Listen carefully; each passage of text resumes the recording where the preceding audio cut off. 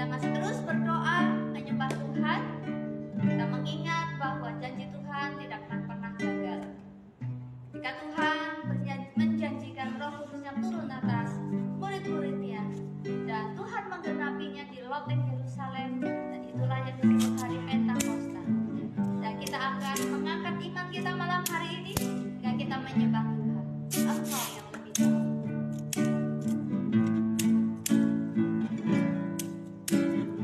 Engkau yang lebih tahu cara untuk membuka jalanku. Engkau yang lebih mengerti cara untuk menolong hidupku. Ku percaya Kau Tuhan yang tak pernah gagal, Jadikanku lebih dari pemenang. Ku percaya Kau Tuhan yang tak pernah lalai, menepati janji-janji-Mu.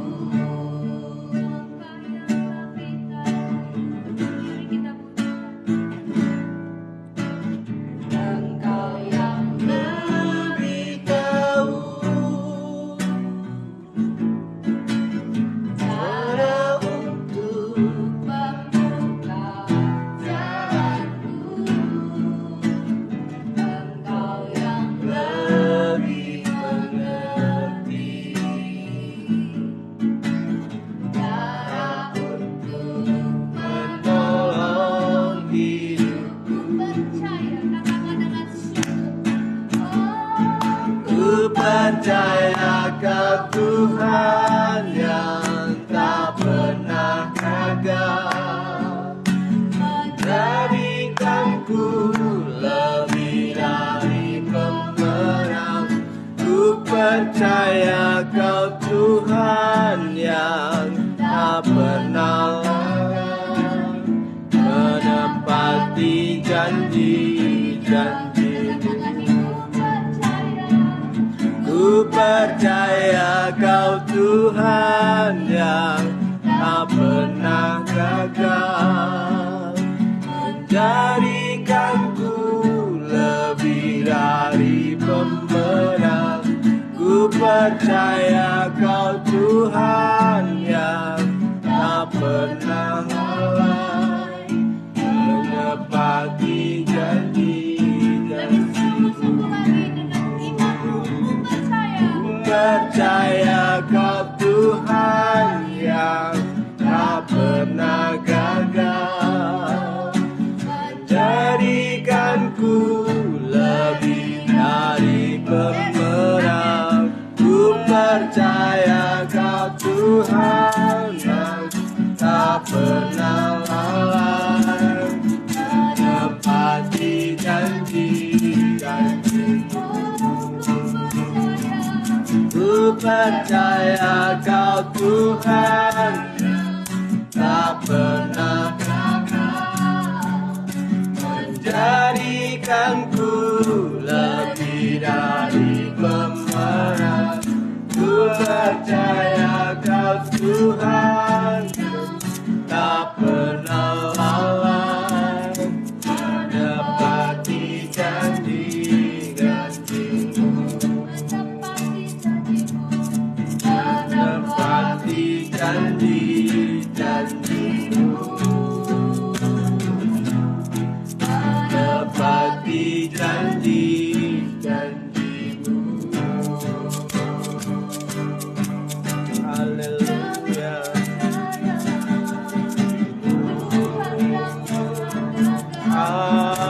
Haleluya.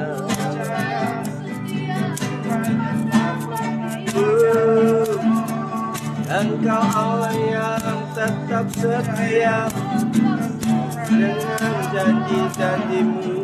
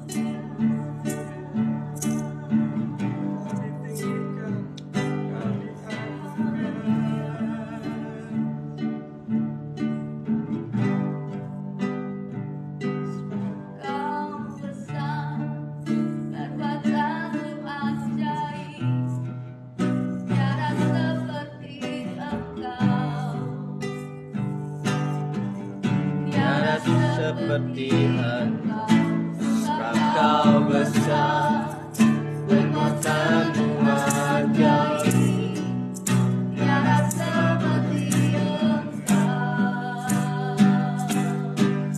tiada seperti Engkau.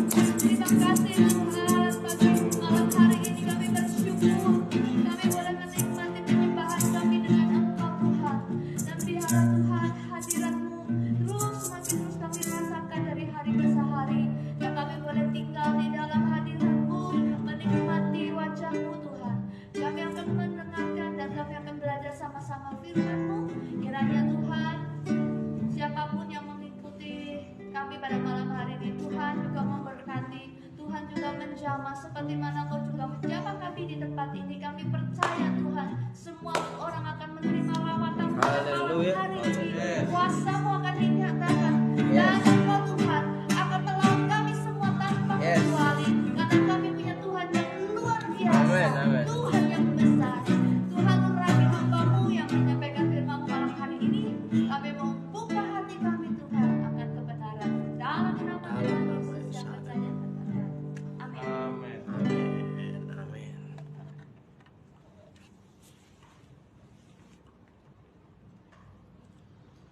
Salam saudara. Salam. Malam hari ini kita akan sama-sama merenungkan isi kitab suci. Ya. Kita akan sama-sama membaca dari Kisah Para Rasul pasal yang kedua. Kisah Para Rasul pasal yang kedua.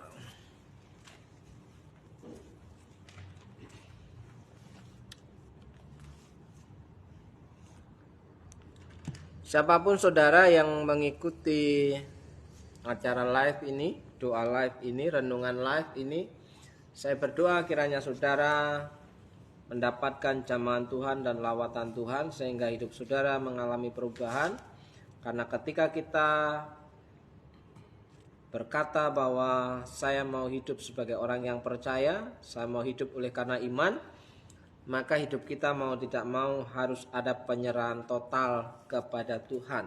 Penyerahan total kepada Tuhan itu tidaklah gampang kalau kita tidak berani mengambil satu keputusan untuk menyerahkan segala sisi kehidupan kita kepada Tuhan. Oleh sebab itu, mari kita sama-sama belajar bersama membaca Alkitab dari Kisah Para Rasul pasal yang kedua ayat 41 sampai dengan ayat 47. Kita akan membaca bersama-sama Kisah Para Rasul pasal kedua ayat 41 sampai dengan 47 dengan judul Cara Hidup Jemaat yang Pertama. Ya. Sudah ketemu semua? Sudah. Oke, 1, 2, 3. Orang-orang yang menerima perkataannya itu memberi diri dibaptis, dan pada hari itu jumlah mereka bertambah kira-kira 3.000 jiwa. Mereka bertekun dalam pengajaran rasul-rasul dan dalam persekutuan, dan mereka selalu berkumpul untuk memecahkan roti dan berdoa. Maka ketakutanlah mereka semua, sedang rasul-rasul itu mengadakan banyak mukjizat dan tanda. Dan semua orang yang telah menjadi percaya tetap bersatu, dan segala kepunyaan mereka adalah kepunyaan bersama. Dan selalu ada dari mereka yang menjual harta miliknya, lalu membagi-bagikannya kepada semua orang sesuai dengan keperluan masing-masing. Dengan bertekun dan dengan sehati mereka berkumpul tiap-tiap hari dalam bait Allah. Mereka memecahkan roti di rumah masing-masing secara giliran dan makan bersama-sama dengan gembira dan tulus hati, sambil memuji Allah, dan mereka disukai semua orang. Tiap-tiap hari Tuhan menambah jumlah mereka dengan orang yang diselamatkan. Puji Tuhan. Kita akan membaca bersama-sama ayat yang terakhir 47. 1, 2, 3. Sambil memuji Allah, dan mereka disukai semua orang, dan tiap-tiap hari Tuhan menambah jumlah mereka dengan orang yang diselamatkan. Puji Tuhan. Bapak Ibu yang dikasihi Tuhan, api Pentakosta ya, pada mulanya bergerak dari ketika Tuhan mencurahkan Roh Kudus sesuai dari janjinya, yaitu aku harus pergi, kalau tidak pergi maka roh itu tidak akan datang, Roh Kudus itu tidak akan diutus untuk menyertai kehidupan orang percaya. Oleh sebab itu, dari awal proses kehidupan orang percaya di situ menerima urapan Roh Kudus, ya.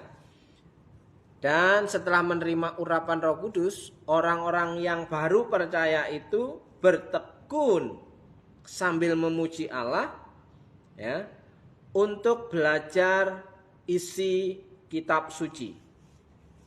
Ya. Di situ bagian terakhir, sambil memuji Allah dan mereka disukai semua orang.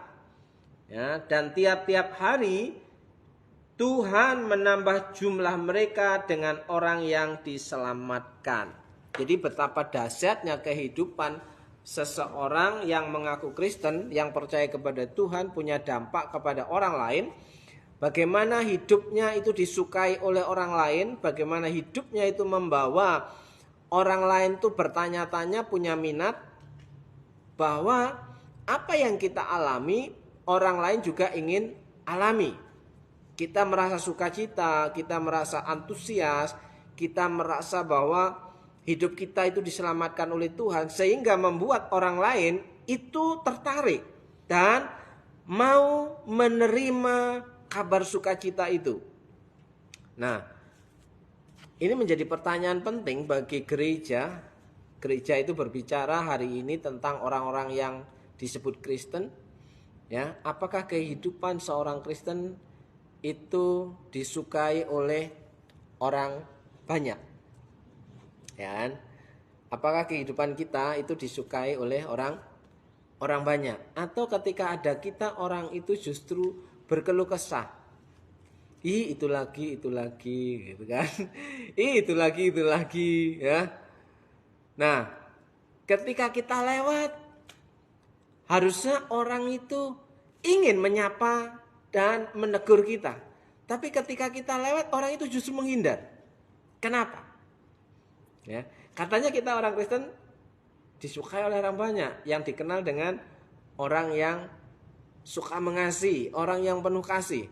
Nah, jadi pertanyaan, orang Kristen zaman sekarang itu orang Kristen yang sesuai gambaran Alkitab pada Kisah Para Rasul ini yang disukai oleh orang banyak, atau justru orang Kristen yang tidak disukai oleh orang banyak? Ya kan? Berbeda ketika orang tidak suka karena kita menerima Yesus sebagai Tuhan dan Juru Selamat. Orang tidak suka karena oleh karena namaku engkau dikucilkan, engkau dihina, engkau dianiaya, bahkan engkau dibunuh. Bersyukurlah saudara-saudara tidak memiliki karunia dibunuh oleh orang. Tidak memiliki karunia untuk menderita karena penganiayaan. Saudara-saudara kita yang lain ya mengalami yang namanya menderita karena nama Tuhan. Ya kan? Ingat masih beberapa waktu yang lalu mereka mengalami luka ya digeruduk massa ketika berdoa rosario di dalam rumah. Ya kan? Mereka mengalami, kita tidak. Apakah kita ingin mengalami hal yang seperti itu? Ya kan? Tentu itu pun terserah Tuhan, ya kan? Kalau memang Tuhan memakai hidup kita, ya bisa jadi. Tapi bersyukur kita hari ini mengalami hidup yang nyaman. Oleh sebab itu, kita berpikir ulang apakah iman kita itu dipenuhkan oleh Roh, sehingga Roh itu memimpin kepada kebenaran. Karena kita suka memuji Tuhan, karena memuji Tuhan itu membuat hidup kita berbeda dengan orang lain. Sehingga kehidupan kita itu tidak sama dengan orang lain, ya. Memuji Tuhan itu bukan hanya dalam tempat ibadah, tapi di mana saja kita ada, kita itu dapat mempresentasikan bahwa hidup kita untuk memuji kemuliaan Tuhan. Ya. Ketika di jalan, ya banyak gangguan toh. Ya, lampu merah. Ya, tukang parkir. Terus kecelakaan, apa lagi? Ada rahasia, ya kan? Kita kadang-kala, ya, karena emosi tidak terkontrol, ya, mengucap kata-kata di luar berkata. Loh, kalau mau jujur kan kita walaupun yang katanya rohani sekalipun tetap aja bisa keluar sewaktu-waktu itu. Kenapa?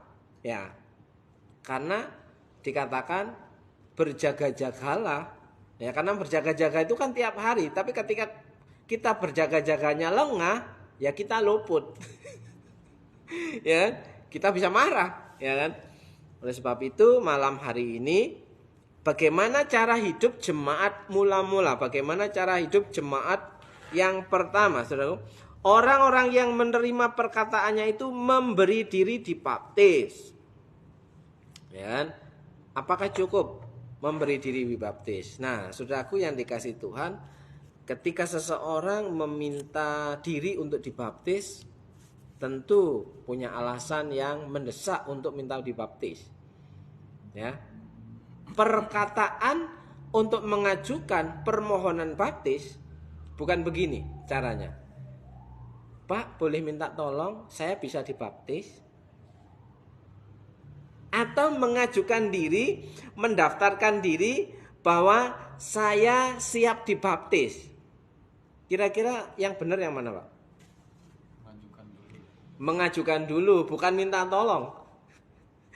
Kesannya kalau minta tolong itu nggak ada sesuatu yang urgent untuk apa? Kepentingan imannya, karena untuk kepentingan tertentu juga bisa.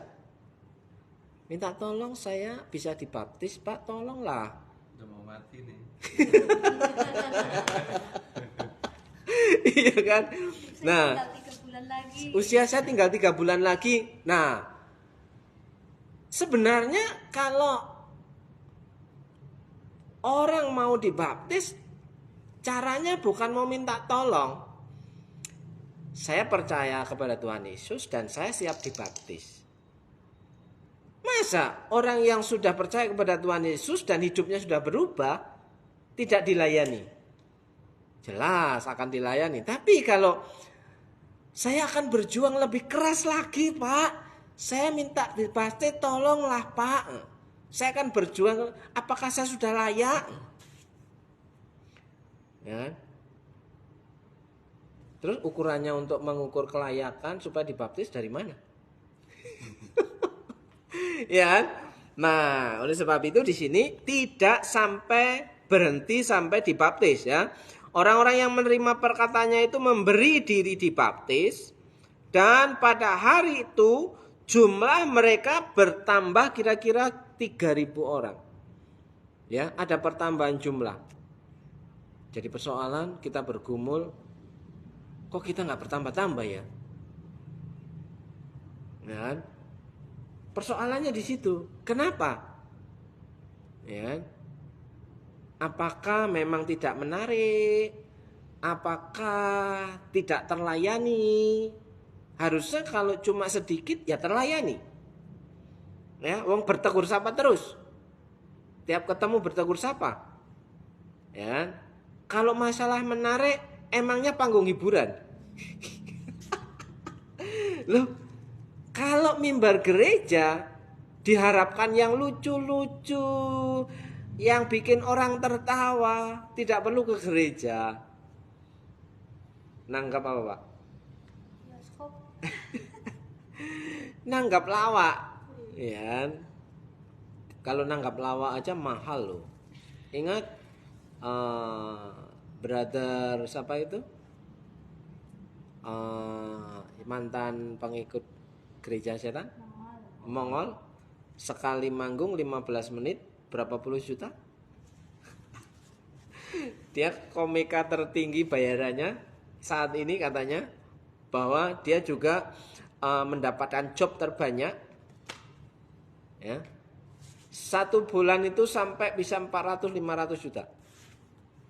Bayangkan sekali manggung 80 15 menit, cuap-cuap doang. Wah. Didatangkan jauh-jauh dari Jakarta hanya untuk membuat kita tertawa. Hahaha. Ya kan? Nah, sementara mimbar gereja itu untuk mengajarkan sesuatu yang benar. Ya, tapi banyak orang tidak suka. Ya. Kalau sudah tidak suka dengan pengajaran, bagaimana hidupnya itu mengalami perubahan. Makanya di sini jumlah mereka bertambah, ya. Terus mereka bertekun dalam pengajaran rasul-rasul. Bertekun dalam pengajaran rasul-rasul. Ya. Di sini ada sesuatu hal yang menarik.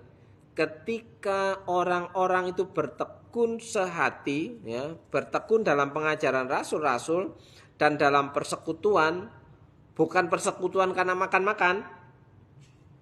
Loh iya, alasannya bukan karena persekutuan makan-makan maka banyak yang datang. Ya, tapi bertekun dalam persekutuan untuk belajar pengajaran rasul-rasul, belajar pengajaran kitab suci di sini. Ya kan?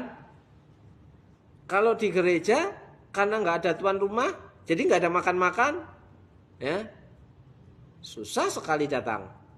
Ya. Oleh sebab itu di sini mereka bertekun dalam pengajaran rasul-rasul dan dalam persekutuan, dan mereka selalu berkumpul untuk memecahkan roti dan berdoa. Dan sekarang pertanyaannya, tiap hari berkumpul memecahkan roti itu disediakan oleh pihak tuan rumah, atau kalau dikatakan lain disediakan oleh gereja? Gimana, Pak? Konteks waktu itu? Enggak. Mereka saling support, saling membawa, ya kan? Dengan kesadaran sendiri. Tidak dijatah loh, ini tidak dijatah. Kamu besok bawa ini ya, saya bawa ini enggak. Ya. Tapi mereka dengan kesadaran membawa. Ya kan? Terus, ya kan? Memecahkan roti, berarti tetap ada makanan di situ. Tapi bukan makanan itu yang menjadi daya tarik untuk orang bertekun, untuk berdoa, untuk bersekutu, untuk belajar Alkitab. Tapi karena memang dari dalam hati mereka terdorong untuk mencari tahu kebenaran. Oke, 43. Maka ketakutanlah mereka semua, sedang rasul-rasul itu mengadakan banyak mukjizat dan tanda-tanda. Loh, jadi ketika ada kehausan, maka ada mukjizat. Ya, sehebat apapun yang melayani, yang mengajar, jika tidak ada kehausan dari pihak audien yang menerima pengajaran, maka mukjizat itu tidak ada. Ya, di mana Tuhan Yesus melakukan banyak mukjizat dari kota ke kota, dari desa ke desa. Hanya satu tempat yang tidak bisa melakukan mukjizat. Di mana? Di Galilea, di kampungnya sendiri, toh. Yesus tidak mengadakan satu mukjizat pun di kampungnya sendiri. Kenapa? Karena tidak ada rasa haus di kampungnya sendiri. Karena tidak ada respon yang benar oleh orang-orang di sekitar rumahnya. Kenapa? Oh, itu toh anaknya Mas Ucup. Iya kan? Anaknya Mas Ucup toh yang ngajar itu, ya kan? Jadi tidak dihargai, tidak diremehkan, maka tidak terjadi mukjizat walaupun di situ Yesus sendiri yang mengajar.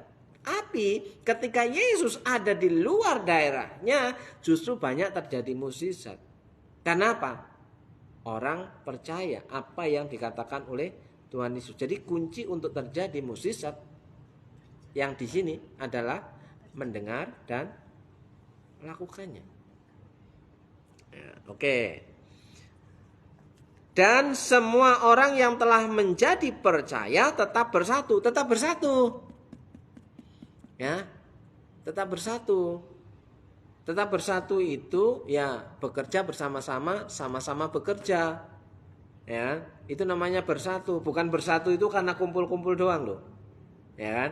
Di sini mereka tetap bersatu itu bekerja bersama-sama dan sama-sama bekerja. Ya. Kira-kira kalau tiap-tiap hari pagi, siang, sore, malam, ya, kira-kira ruangan itu bisa kotor enggak?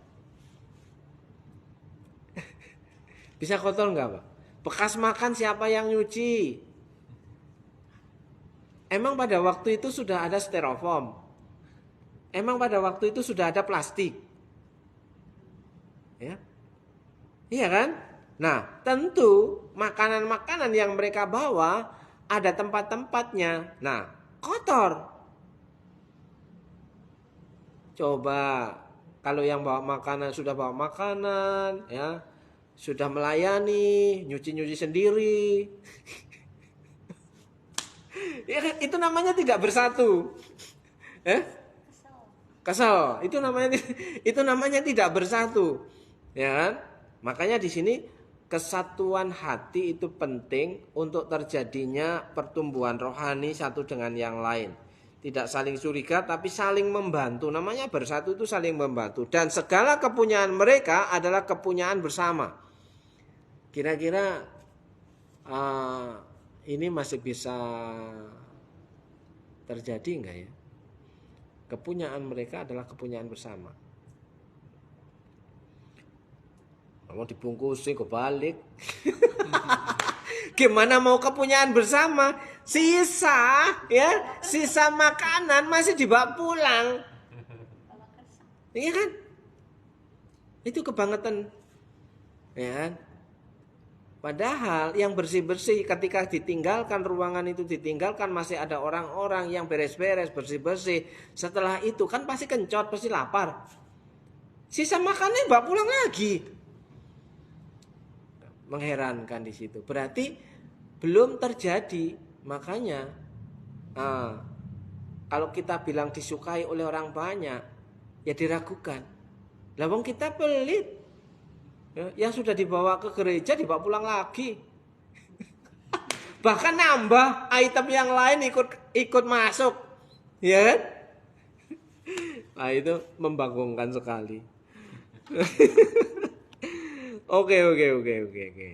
Ayat 44, dan semua orang yang telah menjadi percaya tetap bersatu dan segala kepunyaan mereka adalah kepunyaan bersama. Jadi kepunyaan mereka, kepunyaan bersama itu nanti begini. Dan selalu ada dari mereka yang menjual harta miliknya lalu membagi-bagikannya kepada semua orang sesuai dengan keperluan masing-masing. Kira-kira kalau yang menjual hartanya ini akan didonasikan kepada orang banyak itu sesuai dengan keperluan masing-masing yang berkumpul di situ aja atau yang di rumah-rumah ikut mendapat bagian. Kira-kira menurut Pak Victor Yang di situ aja. ya di situ aja kan, yang ikut berkumpul aja kan, yang bersatu aja kan, yang bertekun aja kan. Iya. Tapi bagaimana dengan yang tidak ikut? Apakah punya hak untuk menerima donasinya? Harusnya enggak. Enggak ya. Ya. Jadi di sini kalau kita pahami ya, menjual harta miliknya lalu membagi-bagikannya kepada semua orang. Loh kan di situ semua orang. Iya, semua orang yang berkumpul di situ, yang tiap-tiap hari bertekun, bersekutu, belajar pengajaran rasul-rasul. Nah, kan tentunya yang tiap hari berkumpul di situ kan tidak kerja. Ya kan? Kalaupun ada makanan, kalau dibawa tiap-tiap hari kan habis. Supaya mereka bisa tetap makan, maka yang punya itu punya hati untuk memberi makan kepada orang-orang yang berkumpul yang tidak bawa makanan. Masa kita bawa makanan, kita kenyang, teman kita di sebelah kencotan. Loh, sementara yang di rumah minta jatah. Aduh, jadi seringkali salah kaprah. Kan memang fungsi gereja untuk membantu orang-orang. Emang panti sosial? Kan enggak juga. Kan aku sudah memberikan persembahan. Loh, kok diungkit-ungkit? Berarti enggak ikhlas. Ya memang aneh-aneh. Bagaimana kita bisa bertumbuh iman kita kalau kita masih berpikir seperti itu. Oke? Ayat 46, dengan bertekun dan dengan sehati mereka berkumpul tiap-tiap hari dalam bait Allah. Nah, ini yang menjadi pemikiran kita. Kenapa sampai kehabisan makanan? Sehingga orang yang memiliki harta benda dijual untuk makan bersama-sama. Ya kan? Karena apa? Untuk kebutuhan ya, konsumsi pada waktu mereka berkumpul tiap-tiap hari dalam bait Allah. Bukan orang yang nggak pernah ke bait Allah yang mendapat jatahnya, ya, mendapat sembako. Bah itu kan wajib disantunin, gitu kan? Oke, Bapak Ibu yang dikasih Tuhan, kiranya semoga malam hari ini atau saat ini saudara yang sudah mendengar penjelasan akan hal ini, saudara sadar bahwa membaca Alkitab dengan sejujur-jujurnya tanpa ada tendensi apapun membuat kita memiliki pemikiran yang jernih sehingga dapat melakukan firman itu. Bukan menghakimi siapa-siapa, tapi penjelasan itu memang harus sejujur-jujurnya bahwa orang-orang ya yang tidak punya andil apa-apa, tidak punya hak untuk menerima apa-apa. Sekali lagi ya, orang-orang yang tidak punya andil apa-apa, tidak punya hak menerima apa-apa. Ya. Nah, di sini dikatakan mereka memecahkan roti di rumah masing-masing. Selain di bait Allah tiap-tiap hari, mereka memecahkan roti di rumah masing-masing secara bergilir. Loh, ada giliran dari satu rumah ke rumah yang lain. Tiap-tiap hari. Ya. Dan makan bersama-sama dengan gembira dan dengan tulus hati. Makan dengan gembira dan tulus hati. ketika kita besok persekutuan di tempatmu ya, jangan dulu. Alasannya kira-kira apa, Pak? Ada konsumsinya. Nggak ada konsumsinya. Loh, ini kan ketika memberikan saran, memberikan jadwal nanti tempat, kalau sudah bilang saya nggak ada konsumsinya, lah yang menjadwalkan ini memikirkannya bagaimana di rumah itu ada konsumsi, ya kan? Supaya tetap bisa bersekutu, bergilir dari satu rumah ke rumah orang lain, dan bisa makan dengan gembira. Orang yang kita tempati tidak punya makanan tapi bisa menerima, bisa makan bersama-sama dengan gembira, itu luar biasa. Ya, kita sudah jadwal, kita nggak ngasih apa-apa, kita ngerudel, ya. Orang itu nggak mau ditempati rumahnya untuk persekutuan dengan alasan ini. Loh, kamu nggak bantu. Harusnya kita bantu. Ya, sekuat kita bisa bantu. Misalnya 1 kilo duku, harganya cuma 10.000. Kita bisa bantu 1 kilo salak, harganya cuma berapa? 5.000. Ya kan? Itu kan sudah bisa dimakan bersama-sama. Tidak ada alasan untuk jangan di tempatku lah, nggak ada konsumsi. Ya kan? Air 1 galon cuma 6.000. Ya kan? Nah, disinilah harusnya orang-orang yang mengaku percaya kepada Tuhan, yang dikatakan dipenuhi oleh Roh itu tidak pelit terhadap kebutuhan bersama dengan orang-orang lain. Wong kita mau belajar pengajaran, kok kita nggak mau mengamalkan, melakukan pengajaran yang diajarkan, yang didengar, ya kan? Oke. Makan bersama-sama dengan gembira dan dengan tulus hati. Kalau sudah demikian, yang terjadi adalah sukacita, ya, tidak saling curiga, tidak iri, tidak cemburu. Karena apa? Ya, apa yang kupunya, makanan yang kupunya kamu bisa makan. Ya, makanan yang kamu punya aku bisa makan. Itu maksudnya dalam konteks pada waktu itu. Sehingga yang kuat menopang yang lemah. Karena apa? Tiap-tiap hari mereka datang ke bait Allah, ya, untuk belajar isi kitab suci. Ya, tentunya ya lapar, seharian belajar, ya. Kalau di gereja paling banter 2 jam ya Pak ya. Paling banter tuh 2 jam. Ya, kalau sampai 3 jam ya itu khotbahnya 2 jam. Ya, kalau ditambah sekolah minggu ya 3 jam. Ya, kalau sudah tahu jam ibadah itu sampai 3 jam seperti itu, ya harusnya orang tua memikirkan. Ya kan? Jangan yang ini, kelamaan. Ganti jam. Emang ganti jam tambah durasi lebih lama lagi. PP, pengeluaran, transport, bahan bakar, tambah biaya lagi. Nggak usah diadakan aja sekolah minggunya. Ya kan? Banyak orang yang egois mau ngatur-ngatur agenda-agenda yang ada. Kenapa? Ya karena egois tadi. Baru 2 jam, 2 jam setengah, 3 jam. Bayangkan mereka yang tiap-tiap hari datang ke bait Allah untuk belajar pengajaran rasul-rasul. Nah, kita ingat lagi ketika Yesus khotbah di bukit, ya, bukan tiap-tiap hari, bahkan mereka gak pulang. Berapa hari itu?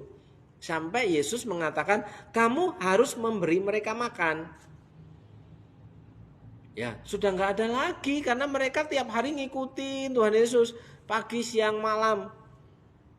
Habisan konsumsinya, bontot. Kalau di sini apa? Bekalnya habis. Nah, makanya di situ terjadi mukjizat karena apa? Ada kehausan ya, mau tahu kebenaran dari firman Tuhan, mereka haus itu terjadi mukjizat. Nah, sekarang haus akan firman Tuhannya pilih-pilih. Aku mau firman yang enak-enak saja. Apa saja yang kamu minta dalam namaku maka akan diberikannya kepadamu. Amin. Amin. Ya kan? Ketika pendetanya berbicara, barang siapa yang tidak mau bekerja janganlah ia makan. Amin. Gak ada suaranya. Loh iya toh? Loh padahal itu prinsip hal yang benar toh. Ya, kita bisa makan karena ada upah dari pekerjaan toh. Ya. Tapi yang maunya yang enak aja. Doa selesai mukjizat terjadi. Ya kan? Itu enak banget. Oke, malam hari ini bagaimana kita memandang bahwa orang yang dipenuhi oleh Roh Kudus, diurapi oleh Roh Kudus itu mengalami kehidupan yang berubah. Jadi seri Pekan Doa Pentakosta itu adalah perubahan hidup orang-orang yang percaya kepada Tuhan, yang dipenuhkan Roh Kudus, hidupnya mengalami perubahan, tidak sama lagi harusnya. Ya, ada ide-ide kreatif, ya, yang malas jadi tidak malas, ya, terus dalam pekerjaan-pekerjaan dia semakin giat, semakin rajin, semakin ahli, ya kan, tidak biasa-biasa lagi. Jadi ada sesuatu hal yang berbeda dari sebelum mengenal Tuhan. Oleh sebab itu malam hari ini kita berdoa supaya kita masing-masing mengalami terobosan dalam segala hal. Terlebih terobosan rohani, hidup kita mengalami semangat pembaharuan karena urapan Roh Kudus. Api Pentakosta tetap menyala, ya kan? Pentakosta dipenuhi Roh Kudus, yang diharapkan cuma bahasa roh doang. Loh, bahasa roh doang kan nggak usah kerja emangnya. Ya kerja ya, sambil kerja bahasa roh, ya kan? Mendoan didoakan laku, gitu. Oh, nama bahasa roh wato ya soro rek. Bukan anti bahasa roh, justru harus ya menerima itu dan excellent dalam bekerja. Ketika berdoa, kita bekerja, disitulah berdoa yang orang lain tidak mengerti, ya. Disitulah berdoa yang orang lain tidak mengerti. Dalam dandan, dalam servis pun kayaknya juga begitu, ya. Tuhan tolong, Tuhan tolong. Supaya apa? Biar cepat pulang, loh. Nah kalau nggak selesai seminggu dandan terus ngelembur terus repot. Banyak yang kabiranan. Ya kalau doa kan doa yang sama di sepanjang hari, kira-kira betah nggak Pak? Tuhan ini loh sulit, Tuhan ini loh sulit, kira-kira betah nggak sepanjang hari doanya begitu terus? Enggak. Saya dulu terkenal kalau doa itu nggak betah, apalagi doa menara doa, jaga menara doa yang dijatah 2 jam. Giliran 2 jam mau doa apa lagi nih? 2 jam doa apa lagi nih? Ya kan? Akhirnya cuma loh, jujur saya bukan pendoa yang seperti itu, yang kuat, yang diulang-ulang kata-katanya. Nah makanya disitulah berdoalah dalam bahasa roh. Karena doa dalam bahasa roh itu antara roh kita dengan Tuhan. Jadi tidak akan kehabisan kata-kata. Iya kan? Bisa kehabisan kata-kata nggak kalau nggak di stop? Ketika gitarnya dibunyikan pelan-pelan, stop sendiri, Bob. Ya. Kalau tambah ini, tambah kenceng. Iya kan? Nah, tapi kalau doa dengan kata-kata, mau doa apa lagi? Kata-katanya habis. Iya kan? Nah, fungsinya bahasa roh itu untuk membangun diri sendiri. Orang lain suruh ngikutin, kesel. Orang lain suruh ngikutin, keju. Wah, orang itu kuat itu doanya dalam bahasa roh. Tapi kita yang ngikutin lama banget kan gitu kan. Bukan curhat loh ya.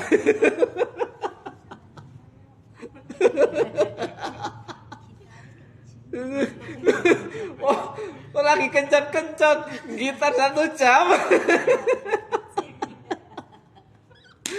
Aduh, lagi gemeteran Pak, lagi gemeteran, dan kita ada 1 jam kok ora turun-turun nadane iki.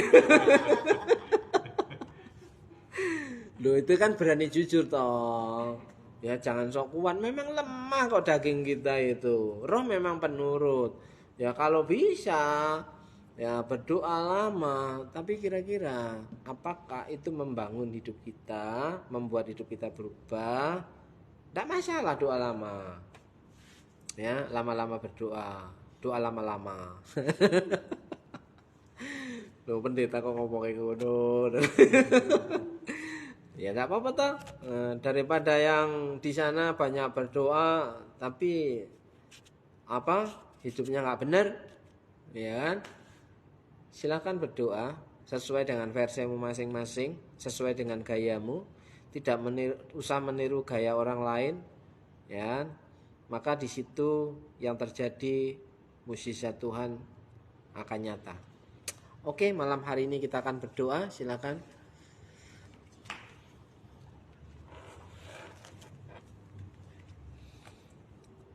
Berdoa untuk jemaat Tuhan, kiranya jemaat Tuhan semua dilawat Tuhan. Yang terpenting imannya bertumbuh, hidupnya berbuah, dan banyak orang menjadi percaya karena kehidupan orang-orang Kristen yang ada di antara kita. Ya, silakan Ibu Gembala.